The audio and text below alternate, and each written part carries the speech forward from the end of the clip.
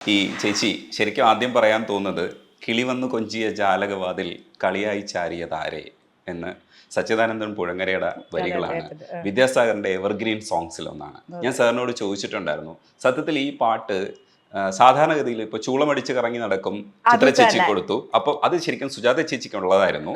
ഇപ്പോൾ രവീന്ദ്ര മാഷ് വാർമുകിലെ ചിത്ര ചേച്ചിക്ക് കൊടുത്തപ്പോൾ വിദ്യാസാഗർ സാറ് വരമഞ്ഞൾ ആഡിയോ കൊടുത്തു. പക്ഷേ ഇത് സാധാരണഗതിയിൽ ഉള്ളതല്ലല്ലോ, ഇതെങ്ങനെയാണ് സെലക്ട് ചെയ്തതെന്ന് ചോദിച്ചു. സാർ പറഞ്ഞ ഉത്തരം എന്ന് പറയുന്നത് ഡിപ്ലോമാറ്റിക് ആണോ എന്ന് എനിക്കറിഞ്ഞൂടാ, മനസ്സിൽ വരുന്നവർക്ക് കൊടുത്തു എന്നാണ്. ചേച്ചി ഈ തരത്തിൽ ചിന്തിച്ചിട്ടില്ലേ?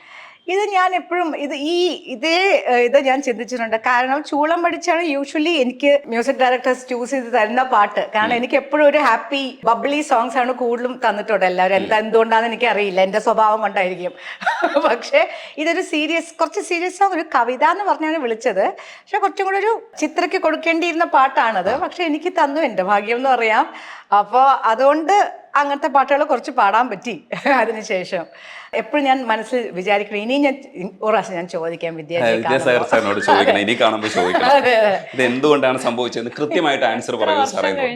അതെ, അപ്പൊ ചിലപ്പോ ചോദിക്കും, ആഹാ മാറ്റട്ടുമാ ഇനിയും. ചിലപ്പോൾ സാർ എങ്ങനെ തന്നെ പറയും. അതിന്റെ കൂടെ ഇപ്പോൾ ചേച്ചി കാക്കക്കറുമ്പൻ കണ്ടാൽ കുറുമ്പനൊക്കെ മഞ്ജു ചേച്ചിക്ക് വേണ്ടി പാടിയിട്ടുണ്ട്, ജോൺസൺ മാഷിന്റെ. പക്ഷേ എനിക്ക് തോന്നുന്നു അതിനേക്കാളും ഒക്കെ മഞ്ജു ചേച്ചിയുടെ ഏറ്റവും ഫേവറേറ്റ് ആയിട്ടുള്ള, ഇല്ലെങ്കിൽ നമ്മൾ കാണുന്ന ഏറ്റവും ടോപ്പ് പാട്ടുകളിൽ ഒന്നായിട്ട് ഇത് മാറിയിട്ടുണ്ട്. ആ ഹസ്കിനെസ് ഇല്ലേ, അത് ആ കുട്ടി സ്റ്റേജിൽ പാടുന്നത് തന്നെയായിട്ടാണ് നമുക്ക് ഫീൽ ചെയ്തത്. അത് ചേച്ചിക്ക് തോന്നിയിട്ടുണ്ടോ സിനിമ? ഒരുപാട്. ഞാൻ ആ സമയത്ത് എന്തെങ്കിലും ഇന്റർവ്യൂ ഉണ്ടെങ്കിൽ ഞാൻ എപ്പോഴും അത് പറയായിരുന്നു. കാരണം മഞ്ജു ഒരു ഭയത്തോട് നിന്ന് പാടുന്നത്, ആ ഒരു നമ്മുടെ വോയിസും മഞ്ജുവിൻ്റെ ആക്ടിങ്ങും അതങ്ങനെ മേജായി. അങ്ങനെയാണ് മഞ്ജു അത് ആക്ട് ചെയ്തത്. ഒന്നാമതൊരു പേടിയുള്ളൊരു ക്യാരക്ടറാണ്. കോലം വരുമ്പോഴൊക്കെ പേടിച്ചിട്ട്. അപ്പോൾ നമുക്ക് പാടുമ്പോൾ ആദ്യമായിട്ട് എപ്പോഴും ഒരു പല്ലവി തുടങ്ങുമ്പോൾ എൻ്റെ വോയിസിൽ എപ്പോഴും ഒരു പേടി ഉണ്ടാവും, ഒരു റെക്കോർഡിങ്ങിൻ്റെ. അതിൽ ആ പേടി മഞ്ജുവിൻ്റെ ആ സീനിൽ ശരിക്കും കണ്ടു. ഏതായാലും എനിക്ക് തോന്നുന്ന മേ ബി അതുമായിരിക്കും, ഒരു ആദ്യമായിട്ട് പാടുന്ന ഒരാളുടെ ചിത്ര എസ്റ്റാബ്ലിഷ്ഡ് ആയിട്ടുള്ള ചിത്രയുടെ വോയിസ് നല്ല പളിച്ചു നിൽക്കണല്ലേ ആയിരിക്കില്ല. അപ്പൊ നമ്മുടെ ഒരു പേടിയും കൂടെ ഉദ്ദേശിച്ചിട്ടായിരിക്കും വിദ്യാജി വിളിച്ചത്. അറിയില്ല എന്തോ, ഏതായാലും കിട്ടി ആ പാട്ട്, സന്തോഷമായി. ഇനി റഹ്മാൻ സാറിനെ കുറിച്ച് ചോദിക്കുമ്പോൾ, റഹ്മാൻ സാറിന് വേണ്ടിയിട്ട് ഇപ്പോൾ പാടിക്കൊണ്ടിരിക്കുന്ന മെയിൻ സ്ട്രീം ഗായിക എന്ന് പറയുന്നത് ശ്വേതയാണ്. പക്ഷെ നിങ്ങൾ രണ്ടുപേരും, ഞാൻ വിചാരിക്കുന്ന ആ ഫാക്ട് ശരിയാണോ എന്ന് അറിഞ്ഞൂടാ, കൊച്ചി കൊച്ചു രാക്കമ്മയിലാണ് ശരിക്കും എ റഹ്മാൻ സാറിന് വേണ്ടിയിട്ട് ചെറുപ്പത്തിൽ പോയി പാടിയിട്ടുണ്ട് ഇല്ലേ? സുജാത ചേച്ചി കണ്ണാളനെ സോങ്ങിൽ കോറസ് പാടിയിട്ടുണ്ട്. തമിഴ് ആദ്യം റോജ കഴിഞ്ഞിട്ടാണ് ബോംബെ ഒക്കെ വന്നത്. ആ സമയത്ത് തന്നെയാണ് നമ്മുടെ യോത്ത് ഇറങ്ങുന്നത്, അതിൽ കുനുകുനെ പാടി. അപ്പൊ ഫസ്റ്റ് സോങ് 92-ലാണ് രണ്ടും വരുന്നത്. ഫസ്റ്റ് സോങ് അപ്പൊ കുനുകുനെയാണോ? ആദ്യം യോദ്ധ തന്നെയായിരുന്നു എന്നാണ് എൻ്റെ ഒരു ഓർമ്മ. അത് കഴിഞ്ഞിട്ടാണ് തമിഴ്. പക്ഷേ റിലീസായത് റോജയാണ്. പുതുവെള്ളൈ മഴ ഭയങ്കര പോപ്പുലർ പാട്ട്. ആദ്യം പുതുവെള്ളൈ മഴയല്ല പാടിയത്, കാതൽ റോജ ആദ്യം പാടിയത് ഫസ്റ്റ്. ശ്വേത, ആദ്യം നമുക്ക് റഹ്മാൻ സാറിൻ്റെ ഒരു പാട്ട് പാടി തന്നെ തുടങ്ങാം. ധനുഷിൻ്റെ സിനിമയിലെ ധനുഷ് സ്ഥിരമായിട്ട് വരി എഴുതുന്ന ഒരാളാണ്. അപ്പോൾ ധനുഷ് പക്ഷേ ഇതിൽ വരി എഴുതിയിട്ടില്ല. സാധാരണ ഇതിൽ ധനുഷ് എഴുത്തും കൂടെ പോകുന്നതാണ്. സിനിമയുടെ റൈറ്റിങ്ങും ഡയറക്ഷനും ധനുഷിൻ്റെ രണ്ടാമത്തെ പടമാണെന്ന് തോന്നുന്നു. വാട്ടർ പോക്കറ്റ് പാടി നമുക്ക് തുടങ്ങാം. വാട്ടർ പാക്കറ്റ്, അതെ, പാക്കറ്റ് എന്നാണ് പറയാ. അതാണല്ലേ, ഇന്നും കൊഞ്ചം നേരം റഹ്മാൻ സാർ ആണ്, ഇന്നും കൊഞ്ചം നേരം. അതെ അതെ, വാട്ടർ പാക്കറ്റ്. പിന്നെ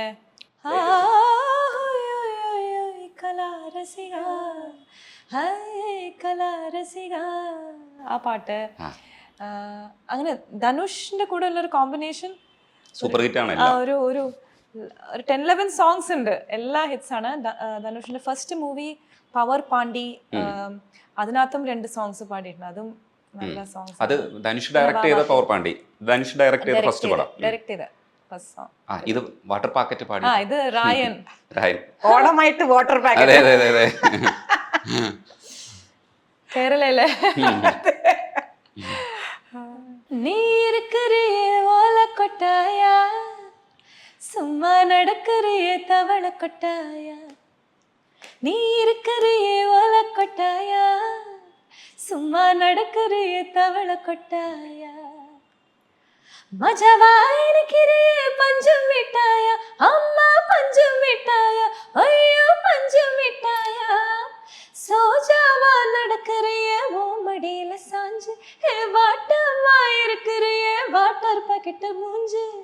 காஞ்ச மிளக போல இருக்கிறேன்னு காஞ்சு, என் மனசு உசுப்புரிய நீ மீன போல ஆஞ்சி நீ மீன போல ஆஞ்சி நீ மீன போல ஆஞ்சி நீ மீன போல ஆஞ்சி நீ மீന போல ആഞ്ചി. ഇതൊരു 62 മില്യൺ കഴിഞ്ഞു യൂട്യൂബിൽ വ്യൂവർഷിപ്പ്. Oh God, really?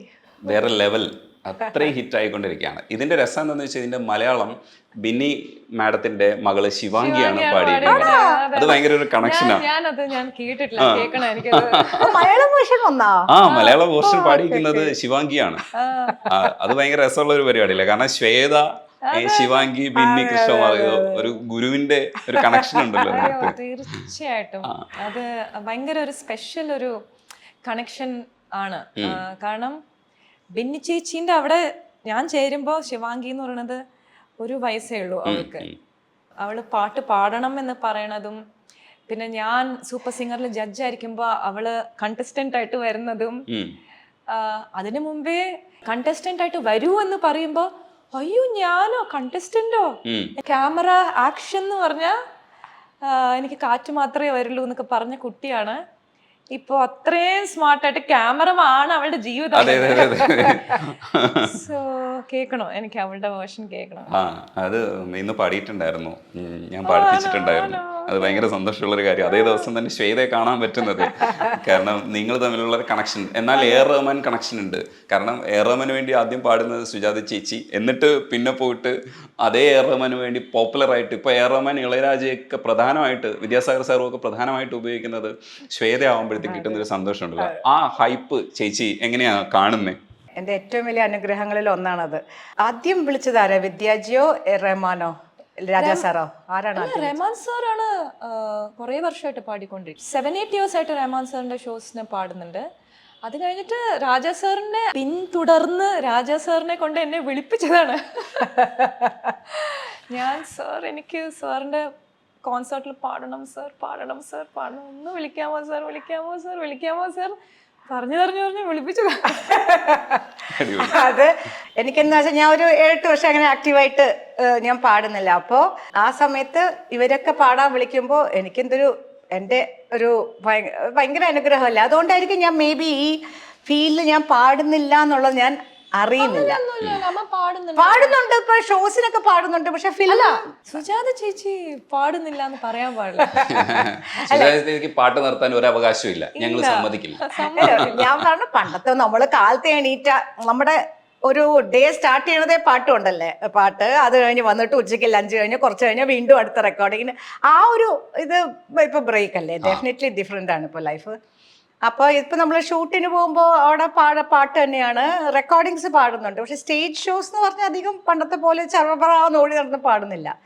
അപ്പോൾ ആ ഒരു കുറവ് മേ ബി ശ്വേത ഇങ്ങനെ പോകുന്നത് കൊണ്ട് അത് ഞാൻ അറിയുന്നില്ല എന്ന് തോന്നുന്നു. അതുകൊണ്ടായിരിക്കും എനിക്ക് വേറെ മനസ്സിനൊരു ദുഃഖമൊന്നും വരാത്തത്. ഷീസ് ടേക്കിംഗ് അപ്പ് ആ ഒരു റോഡ് ജേണി.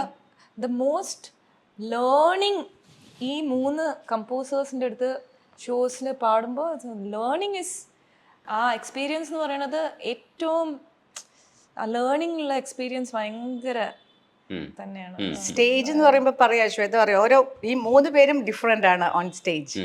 ആൻഡ് അവര് കോംപ്രമൈസ് ചെയ്യാത്ത 3 ലെജൻസ് ആണ്. സിംഗിങ്, ഞാൻ സിംഗറായിട്ട് പറയാണ്. അഫ്കോഴ്സ് മ്യൂസിക്കിൽ അവർ ഓരോ മ്യൂസിഷ്യൻസും നിങ്ങൾ യൂട്യൂബിൽ കണ്ടു കാണും, ഓരോ മ്യൂസിഷ്യൻസിൻ്റെ അടുത്തുനിന്ന് എത്രത്തോളം പെർഫെക്ഷൻ എക്സ്പെക്റ്റ് ചെയ്യണമെന്ന്. അപ്പോൾ ഒരു സിംഗറായിട്ട് 3 പേരും ശ്രുതി ആയാലും ശരി, വാക്കുകളായാലും ശരി, അതിൻ്റെ ഡെലിവറി ആയാലും ശരി, ബ്രെത്ത് എടുക്കുന്ന സ്ഥലമായാലും ശരി, അവർ 3 പേരും very particular that it should be the best. And നമ്മുടെ അടുത്തുനിന്ന് ബെസ്റ്റ് ഷോയിലും കിട്ടാൻ വേണ്ടി അവർ നമ്മുടെ അടുത്ത് തരുന്ന ടിപ്സ്, അങ്ങനത്തെ കാര്യങ്ങളൊക്കെ, എസ്പെഷ്യലി രാജാ സാറൊക്കെ. ഞാൻ രാജാ സാറിന്റെ സ്റ്റേജിൽ പാടിയിട്ടേ ഇല്ല. പണ്ടൊരു പ്രോഗ്രാമിന് ഇവിടെ ചെന്നൈയിൽ ഞങ്ങൾ എല്ലാവരും, ചിത്ര, സ്വർണലത, ഞാൻ, അന്ന് രേവതി നടത്തിയ ഒരു ഷോ ആണെന്ന് തോന്നുന്നു. അന്ന് രാജാ സാർ എന്നെ കമ്പോസ് ചെയ്ത് ഞങ്ങളെല്ലാവരും ഒരു മെഴുകുതിരിയൊക്കെ വെച്ച് പാടിയൊരു പാട്ടുണ്ട്. ആ ഒരു സ്റ്റേജ് അല്ലാതെ ഞാൻ രാജാ സാറിൻ്റെ സ്റ്റേജ് ഷോ പാടിയിട്ടേ ഇല്ല. വിദ്യാജിയുടെ പണ്ട് സിംഗപ്പൂരൊക്കെ പാടിയിട്ടുണ്ട്, പിന്നെ പാടിയിട്ടില്ല. റഹ്മാന്റെ പിന്നെ കുറച്ച് പാടിയിട്ടുണ്ട്, പക്ഷെ ആ റഹ്മാൻ അല്ല ഇപ്പോഴത്തെ റഹ്മാൻ ഓൺ സ്റ്റേജ് എന്ന് പറഞ്ഞത്. വേറെ ലെവലാണല്ലേ. പിന്നെ അന്നൊന്നും നമ്മൾ ഡ്രസ്സ് അതൊന്നും നോക്കില്ലല്ലോ, നമ്മളൊരു ഡ്രസ്സ് ഇട്ടിട്ട് ഇപ്പോഴല്ലേ ഓരോ അറ്റയർ, ആ സ്റ്റേജിൽ ആ കളർ കറക്റ്റ് ആയിരിക്കണം, ഓരോ എല്ലാത്തിനും ഇമ്പോർട്ടൻസ് കൊടുക്കുന്ന. റഹ്മാൻ സർ ഇപ്പോഴാണ് കുറച്ചും കൂടി free, like very audience friendly. I think he was very. Rahman സാറിന്റെ പാട്ട് ഇപ്പോൾ കുനുകുനു തുടങ്ങാൻ പറ്റി. അതേപോലെ വിദ്യാസാഗർ സാർ വന്നിട്ട് മലയാളത്തിൽ ചെയ്യുന്ന അഴകി രാവണില് പ്രണയമണി, അതൊരു ബ്രേക്കിംഗ് സോങ് ആയിരുന്നു. അങ്ങനെ ഒരു മഴ, അപ്പോൾ മഴയെക്കുറിച്ച് പറയുന്ന സമയത്ത് ഈ സാറ് തന്നെ പറയിപ്പിച്ച് എഴുതിച്ചതാണ് കൈതപ്രം സാറിനോട്, മഴ മഴ മഴ. അപ്പോൾ ആദ്യാനുരാഗ രാമഴ എന്ന് പറയുന്ന ഒരു പ്രയോഗവും കൊണ്ടുവന്നു, രാത്രിയുടെ മഴയെ കൊണ്ടുവന്നു. അങ്ങനെ ചില പ്രയോഗങ്ങളൊക്കെ കൈതപ്രത്തിനെ കൊണ്ട് വരുത്തിച്ചത് വിദ്യാസാഗർ സാറാണെന്ന് പറയില്ലേ. അതേപോലെ ആ പ്രണയമണി തൂവൽ പൊഴിയും പവിഴമഴ ശരിക്കും അറിയാവോ പാട്ട് എന്ന് പാടാൻ? പിന്നെ അല്ല, പാടി സ്റ്റേജിൽ പാടുന്നുണ്ടല്ലേ? പിന്നെ എല്ലാ ഷോയിലും പാടുന്ന പാട്ടല്ലേ. ഇൻഫാക്ട് ഞങ്ങളൊരു ഗെയിം കളിക്കും ഷോ. ഈ പാട്ട് പാടുന്നതിന് മുമ്പേ ഞാൻ ഗെയിം എന്താന്ന് വെച്ചാ ഞാൻ എത്ര മഴ പാടുന്നു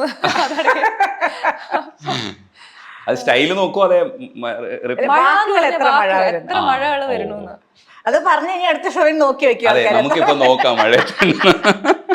അല്ല, അപ്പൊ മാറ്റിയാ മതി. അതിൽ എത്ര സംഗതികളുണ്ടെന്ന്, മഴയ്ക്ക് എത്ര രൂപത്തിൽ പാടിയിരിക്കുന്നു എന്ന് ചോദിച്ചാൽ ഭയങ്കര കോംപ്ലിക്കേറ്റഡ്. പിന്നെ അവര് പാട്ട് ശ്രദ്ധിക്കേണ്ടത്.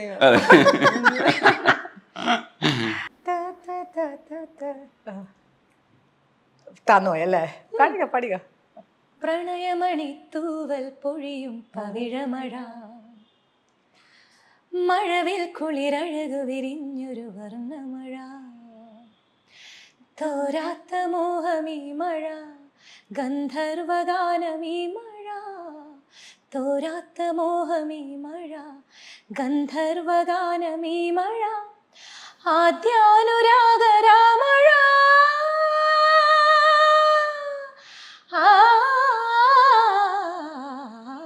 അതൊരു സെൻസേഷൻ ആയിരുന്നു ആ പാട്ട്. ശരിക്കും പറഞ്ഞു കഴിഞ്ഞാൽ അന്നത്തെ കാലഘട്ടം മാത്രമല്ല, ഇപ്പോഴും നമ്മൾ ഈ ആഘോഷ പാട്ടുകളുടെ കൂട്ടത്തിൽ കൂട്ടുന്ന ഒരു പാട്ടാണ്. അതായത് എപ്പോ സ്റ്റേജിൽ പാടിയാലും നല്ല റെസ്പോൺസ് കിട്ടുന്ന പാട്ടാണ് അത്. പക്ഷെ പാടിയപ്പോഴേ നമുക്ക് മനസ്സിലൊരു ഇതായിരുന്നു, ഇത് സിനിമ ടേക്ക് ഓഫ് ചെയ്യുകയാണെങ്കിൽ ഈ പാട്ട് ഹിറ്റാവും നമുക്ക് എല്ലാവർക്കും അറിയാമായിരുന്നു. കാരണം ഭയങ്കര വ്യത്യാസമായിരുന്നു ആ പാട്ട് ആ സമയത്ത്, ഡിഫറെൻ്റ് ആയിട്ടുള്ള പാട്ടായിരുന്നു. ഇതൊക്കെ ഞങ്ങൾ വിത്ത് ഇൻസ്ട്രുമെന്റ്സ് പാടിയതാണ്. പിന്നെ ലേറ്റർ മിക്സ് ചെയ്തു AVM RRലാണ് പാടി. ചേച്ചിയുടെ പാട്ട് ഒരു ദേവസംഗീതം പോലെ ഒഴുകി വരുന്ന ഒരു പാട്ടാണ് കരിമിരി കുഴുവിയെ കണ്ടില്ല എന്നുള്ള പാട്ട്. ശരിക്കും അത് എല്ലാവരും ഇപ്പോൾ ദേവസംഗീതം എന്നുള്ള അർത്ഥത്തിൽ ദേവദൂതനിലെ പാട്ടുകൾ പരിഗണിക്കുമ്പോഴും ഈ കരിമിരി കുരുവിയെ കണ്ടില്ല എന്നുള്ളത് അതേ ഗണത്തിലുള്ള ഒരു പാട്ടാണ്. അതേ ഒരു ഗന്ധർവ സംഗീതം എന്നൊക്കെ നമ്മൾ പറയുന്നില്ലേ. ചേച്ചിയുടെ ശബ്ദം ഇങ്ങനെ ഒഴുകി വരുമ്പോൾ ഉണ്ടല്ലോ, വേറൊരു ലോകത്ത് നമ്മൾ എത്തുന്ന. ഞാൻ വിദ്യാസാഗർ സാറുമായിട്ട് ഇത് ഡിസ്കസ് ചെയ്തിട്ടുണ്ട്. കാരണം അതേപോലെ തന്നെ ദേവദൂതനിലെ കരളെ നിൻ കൈപിടിച്ചാലൊക്കെ ചെയ്യുന്ന അത്തരം ഒരു ഫീല് ഈ പാട്ടിലുണ്ട്. അപ്പോൾ ഞാൻ ചോദിക്കുമായിരുന്നു ഇത് എങ്ങനെയാ സാധിക്കണേ എന്ന് ചോദിക്കാറ്. പറഞ്ഞു വിദ്യാജി ഫാനാണല്ലേ കുറച്ച്. അപ്പോൾ ശരിക്കും എൻ്റെ എല്ലാം അല്ലേ അതിനകത്ത് ഉണ്ട്. അതൊരു വ്യത്യസ്തമായ സോങ് ആണ്, അതിനെക്കുറിച്ച് നമ്മൾ അടുത്ത് സംസാരിക്കേണ്ടതുണ്ട്. പക്ഷേ ഈ ആ കരിമിരിക്കുരുവി പാടുന്ന സമയത്ത് ചേച്ചിക്ക് കിട്ടിയ ഒരു അപ്രീസിയേഷൻ എത്രത്തോളം ആണെന്ന് എനിക്ക് കൃത്യമായിട്ട് അറിയില്ല. ചേച്ചി ആ സമയത്ത് എങ്ങനെയായിരുന്നു എന്ന് പറയുമോ? കരിമിഴിക്കുരുവി എനിക്ക് appreciation at the same time കുറച്ച് ചീത്തയും തെറിയും കിട്ടിയ പാട്ടാ. ഇൻ ദ സെൻസ് കൊഞ്ചിട്ടുണ്ട് അധികം എന്ന് പറഞ്ഞ്, പക്ഷെ കൊഞ്ചൽ അത് അവർ ആവശ്യപ്പെട്ടിട്ടാണ് നമ്മള് മാമുണ്ണാൻ വന്നില്ല, അവിടെ മാമുണ്ണാൻ വന്നില്ല, അങ്ങനെ തന്നെ പാടണം എന്ന് പറഞ്ഞു. ഇങ്ങനെ എന്താ അങ്ങനത്തെ ആ ഒരു എക്സ്പ്രഷൻ കൊടുക്കണം എന്ന് പറഞ്ഞിട്ടാണ് നമ്മളത് എക്സ്പ്രഷൻ അത് കൊടുത്തത്. പക്ഷെ അതിന് ശേഷം കുറെ പേര് ചേച്ചി ആ കൊഞ്ചൽ വേണം എന്ന് നമ്മൾ കുറെ പാട്ടിൽ കൊഞ്ചലായിപ്പോയി. എന്നിട്ട് അത് നമ്മൾ സ്റ്റേജിൽ റിപ്പീറ്റ് ചെയ്യാൻ നോക്കുമ്പോ ഞങ്ങള് പാടുന്നു, അങ്ങോട്ട് എത്തുന്നില്ല, സുജാത ചേച്ചി പാടിയ പോലെ വന്നില്ല. കാരണം നമ്മൾ ആ സീനത് ചേർന്ന് പോകും. അല്ലാതെ നമ്മൾ പാടുമ്പോൾ നമുക്ക് അങ്ങനെ അത്രയും അധികം, പിന്നെ നമ്മൾ എവിടെയെങ്കിലും പാടുമ്പോൾ അത്രയും നമ്മൾ കൊഞ്ചി പാടൂല. ആ scene with the sequence it goes very well. എനിക്ക് വലിയ ഇഷ്ടമുള്ള പാട്ട്. ഈ പറഞ്ഞ പോലെ ആ ഹമ്മിങ്ങും ഭയങ്കര രസമാണ്. അതിന്റെ പിക്ചറൈസേഷനും ഈ പറഞ്ഞ പോലെ മഞ്ജുവിൻ്റെ അത് പറഞ്ഞ പോലെ നീ കാവ്യയുടെ ആ മാമുണ്ണാൻ വന്നില്ല ആ സീനൊക്കെ ഭയങ്കര രസമാണ്. അത് ഈക്വലി വെൽ പിക്ചർ ചെയ്ത്. പിന്നെ ഓഫ് കോഴ്സ് അറിയാലോ, ലാൽ ജോസ് എന്ന് പറഞ്ഞൊരു ആള് പാട്ട് കൈ കിട്ടിയ പുള്ളി അത് ശരിക്കും മിനുക്കി എടുക്കും. നീ പണ്ടേ എന്നോടൊന്നും മിണ്ടിയില്ല. അതെ അതെ. ഹമ്മിങ് അറിയാവോ ആ ഫസ്റ്റിലുള്ള?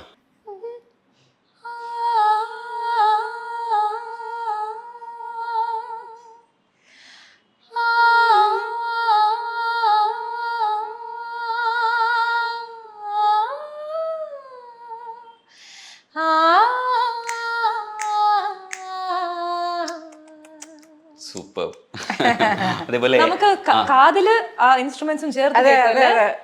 അത് എനിക്ക് തോന്നുന്നു അങ്ങനെയൊക്കെ ഒഴുകി വരുന്ന ചില പാട്ടുകൾ ഇടയ്ക്കൊക്കെ നമുക്ക് കിട്ടും. എൻ്റെ എല്ലാം അല്ലേ വീണ്ടും സ്റ്റേജിൽ പാടുന്ന സമയത്ത് ചേച്ചി നാണിക്കുന്നുണ്ടായിരുന്നു. ഒരു സ്റ്റേജിൽ ദാസേട്ടൻ തന്നെ ഇടപെട്ടിട്ട് പാടിയേ പറ്റൂ, ടേക്ക് റിപ്പീറ്റ് എന്ന് പറഞ്ഞിട്ട് ദാസേട്ടൻ പറയുന്നുണ്ടായിരുന്നു.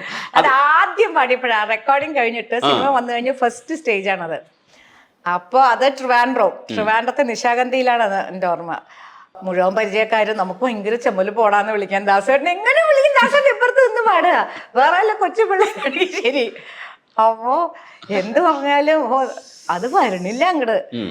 അത് കഴിഞ്ഞ അവസാനം ദാസൻ നിർബന്ധിച്ച് അങ്ങോട്ട് നിക്ക. അപ്പൊ നമ്മൾ മുന്നോട്ട് പോവില്ല ഞാൻ പാടാതിരുന്നത്. അപ്പൊ പിന്നെ അവസാനം വിളിച്ചു, ഇപ്പൊ തന്നെ പറയാൻ പറ്റണില്ല. അപ്പോ അങ്ങനെ റെക്കോർഡിങ്ങിന് ദാസേണില്ലല്ലോ, പക്ഷെ റെക്കോർഡിങ്ങിന് ആക്ച്വലി പറഞ്ഞത് ശ്രീജിയാണ് കേട്ടാ. ഒറിജിനൽ പറഞ്ഞേക്കുന്നത് ശ്രീജിയാണ്. ഞാൻ റെക്കോർഡിങ്ങിന് പോയി അത് പറഞ്ഞു നോക്കിയപ്പോ ഇവരെല്ലാരും ഉള്ളിരുന്ന് ചിരിക്കണുണ്ടോ ഞാൻ പറഞ്ഞു തുടങ്ങിയപ്പോ. അപ്പൊ എനിക്ക് ദേഷ്യം ഞാൻ പറയൂല എന്ന് പറഞ്ഞ് വെച്ചിട്ട് പോയി. അത് വിദ്യാജിയും ലാൽ ജോസൊക്കെ ഉണ്ടായിരുന്നു. എന്നിട്ട് ശ്രീജി വന്ന് പുട്ടുപോലെ ഒരു 5 മിനിറ്റിൽ അത് പറഞ്ഞു. അപ്പൊ അത് കഴിഞ്ഞ് നമുക്ക് ഒരാൾ പറഞ്ഞു കഴിഞ്ഞാൽ നമുക്ക് തിരിച്ച് പറയാൻ പറ്റും. അപ്പൊ പിന്നെ അത് നമ്മള് സ്റ്റേജസിൽ അതുപോലെ പാടി തുടങ്ങി. പിന്നെ അത് ലേറ്റ് സ്റ്റേജസിലൊക്കെ നമ്മള് ദാസേട്ടൻ്റെ വലിയൊരു പ്രശ്നമില്ല, അതിങ്ങനെയൊക്കെ വെച്ച് പാടും. പക്ഷെ രസമായിരുന്നു. അത് കഴിഞ്ഞിട്ട് ദാസമ്മാമ, അമ്മ, ബിജു ചേട്ടൻ, ഞാനും ചെയ്യുന്ന ഷോസില് അമ്മ അത് പറയില്ല എന്ന് പറഞ്ഞുകൊണ്ട് ആദ്യത്തെ പോർഷൻ ഞാനും വിജു ചേട്ടനും പാടും. അത് കഴിഞ്ഞിട്ട് ഇവര് നിങ്ങൾക്ക് മാറിക്കേ, ഞങ്ങളുടെ ബാക്കി ഫുൾ പാട്ട് പാടും. ആദ്യം പോടാ വിളി ഇവര് കഴിക്കും. ഇവർക്ക് അങ്ങോട്ടും ഇങ്ങോട്ടും പോടാന്നൊന്നും വിളിക്കാൻ പ്രശ്നമില്ലല്ലോ. ചേച്ചി അതിനോട് കൂടെ ഒരു കാര്യം കൂടെ, ഈ അന്തിപ്പൊന്വട്ടം ഒക്കെ പാടുന്ന സമയത്തും അതേപോലെ അതിനകത്ത് തീരം തേടുവോളം പ്രേമഗീതം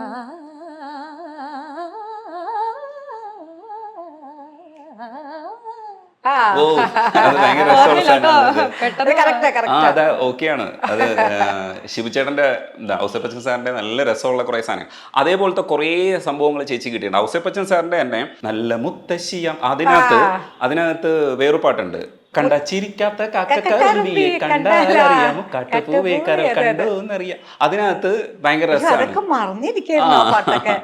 നമ്മൾ സ്ഥിരം കുറച്ച് പാട്ടുള്ള പാടാം, ഇതൊക്കെ എടുത്ത് പാടണോ ഇനിയും. അത് നല്ല രസമാണ്. മുത്തമന്നേറ്റവൾ പൊട്ടിച്ചിരിച്ചില്ല, അങ്ങനെയൊക്കെ പറയുന്ന കുറെ സാധനങ്ങളൊക്കെ ഉണ്ട്. ശിവചേട്ടന്റെ വരികളാണ്. അങ്ങനത്തെ കുറെ സോങ്സിലും ചേച്ചിയുടെ ഈ ശബ്ദം ഭയങ്കര രസമായിട്ട് ഉപയോഗിച്ചത് കൊണ്ടായിരിക്കാം ഒരുപക്ഷെ ചേച്ചിക്ക് നിരന്തരമായിട്ട് ആ പാട്ടുകൾ കിട്ടിയത്. അത് ഒരുപക്ഷെ ഈ വരമഞ്ഞളാടിയൊക്കെ കിട്ടിയില്ലായിരുന്നെങ്കിൽ ഒരുപക്ഷെ ചേച്ചിയുടെ വേറൊരു വേർഷൻ നമുക്ക് പലപ്പോഴും കാണാൻ പറ്റില്ല. ഇപ്പൊ 2ാം ഭാവത്തിലെ പാട്ട് കിട്ടിയിട്ടുണ്ട്, പക്ഷെ എങ്കിലും കുറച്ച് കുറഞ്ഞു പോയത് ഒരുപക്ഷെ ചേച്ചി ആ ഗണത്തിൽ തന്നെ പ്രിയദർശൻ സാറൊക്കെ അങ്ങനെ ഉപയോഗിച്ചതുകൊണ്ടായിരിക്കും. ചേച്ചി എങ്ങനെയാണ് ചിന്തിക്കണേ? അറിയില്ല, എനിക്ക് തോന്നുന്നു എൻ്റെ ഓരോ വോയിസ് കൾച്ചറിന് അനുസരിച്ച പാട്ടില്ല. എൻ്റെ വോയിസ് കുറച്ചൊരു ബബ്ലി ടെക്സ്ചറാണ്. കുറച്ചുകൂടി സീരിയസ് സോങ്സിനെ കാട്ടും എനിക്ക് തോന്നണ സ്ക്രീനിൽ വരണ അങ്ങനത്തെ ക്യാരക്ടേഴ്സിനാണ് ചേരണേ. ഇപ്പൊ ഭക്തിഗാനങ്ങൾ തന്നെ നമ്മൾ കുറെ റെക്കോർഡഡ് ഭക്തിഗാനങ്ങൾ കുറെ ഉണ്ട്. അപ്പൊ ജയൻ മാസ്റ്റർ ഒക്കെ പറയും നല്ല സെമി ക്ലാസിക്കൽ സോങ്സ് എൻ്റെ ഭക്തിഗാനങ്ങൾ ഞാൻ കുറെ പാടിയിട്ടുണ്ട്. അപ്പൊ ജയൻ മാസ്റ്റർ പറയും എന്ത് രസമാണ് നീ കർണാട്ടിക് പാടണേന്നൊക്കെ മാസ്റ്റർ ഇരുത്തി പാടിക്കും. അപ്പോൾ പക്ഷെ സിനിമയിൽ നമുക്ക് അങ്ങനത്തെ പാട്ടുകളൊന്നും കിട്ടിയിട്ടില്ല. അപ്പം സിനിമയിൽ ഇറ്റ് ഇസ് മോർ ഓഫ് ആ സ്ക്രീനിൽ വരുന്ന ക്യാരക്ടറിന്റെ വായിന്ന് വരികയല്ലേ, ആ ആർട്ടിസ്റ്റിന്റെ വായിന്ന്. അപ്പൊ എനിക്ക് തോന്നുന്നു ആ ഒരു മെച്യൂരിറ്റി കുറവ് എന്തെങ്കിലും ഉണ്ടാവും ആ ഒരു വോയിസ്. എൻ്റെ വോയിസ് കൂടുതലും ഒരു ലവ് സോങ്സ് അല്ലെങ്കിൽ ഒരു കുറുമ്പ് സോങ്സ് അങ്ങനെയാണ് കൂടുതൽ യൂസ് ചെയ്തേക്കണേ. ഇപ്പൊ മറന്നിട്ടും എന്തിനോ അത് ഈ പറഞ്ഞ പോലെ കുറച്ചൊരു സീരിയസ് സോങ് ആണ്, പക്ഷെ അതിലും ലവ് ആണ് കൂടുതൽ അല്ലേ. പിന്നെ തമിഴിൽ അങ്ങനെ പറ്റിയിട്ട് എനിക്കൊരു പാട്ട് തോഴ എന്ന് പറയുന്നത്, തോഴ അത് actually it is about friendship. ഞാൻ പാടുമ്പോൾ ലവ് വരിക, അപ്പൊ അവസാനം ഒരു മാഡം ലവ് വരക്കൂടാതെ ഇത് ഫ്രണ്ട്ഷിപ്പാണ്, ഇത് ലവ് പാടില്ല എന്ന് പറഞ്ഞ ഫ്രണ്ട്ഷിപ്പാണ്. എന്നിട്ട് ഞാൻ മാറി, ഞാൻ പറഞ്ഞു എനിക്ക് പറ്റില്ല എന്ന് പറഞ്ഞു പോയി. അപ്പൊ ഓരോ വോയിസ് കൾച്ചർ പിന്നെ ഞാൻ പാടിയില്ല. അപ്പൊ അതിൽ ലവേ വരാൻ പാടില്ല. അതുകൊണ്ടായിരിക്കും അങ്ങനത്തെ പാട്ടുകൾ എനിക്ക് കിട്ടാത്തതെന്ന് ഞാൻ വിചാരിക്കുന്നു. പക്ഷെ നമ്മള് സ്റ്റേജില് ഫുൾ ഓഫ് ലവ്, അതെ. ഇപ്പൊ ആ നിമിഷത്തിന്റെ നിർവൃത്തി അതൊക്കെ നമ്മള് സ്റ്റേജിൽ എത്ര പാടിയേക്കണം. ഇപ്പൊ 7 സ്വരങ്ങൾ അതൊക്കെ സ്റ്റേജുകളിൽ പാടിയിട്ടുണ്ട്. പക്ഷെ എനിക്ക് തോന്നുന്നു ഒരു ക്യാരക്ടറിന്റെ വായിന്ന് വരുമ്പോ അത് കുറച്ചും കൂടെ ഒരു 7 സ്വരങ്ങൾ ഒരു യങ്ങർ ഒരാൾ പാടുന്ന പോലെ തോന്നുമായിരിക്കും. അതാണ് ഞാനിങ്ങനെ മനസ്സിൽ വിചാരിക്കും എപ്പോഴും. നമുക്കത് എന്തുകൊണ്ടാണ് കൃത്യമായിട്ട് അറിയാൻ പറ്റില്ല. അതെ, അതെ, അവരോട് മ്യൂസിക് വിളിച്ചിരുത്തി ഡയറക്ടേഴ്സിനടുത്ത് ചോദിക്കണം ആക്ച്വലി. അല്ല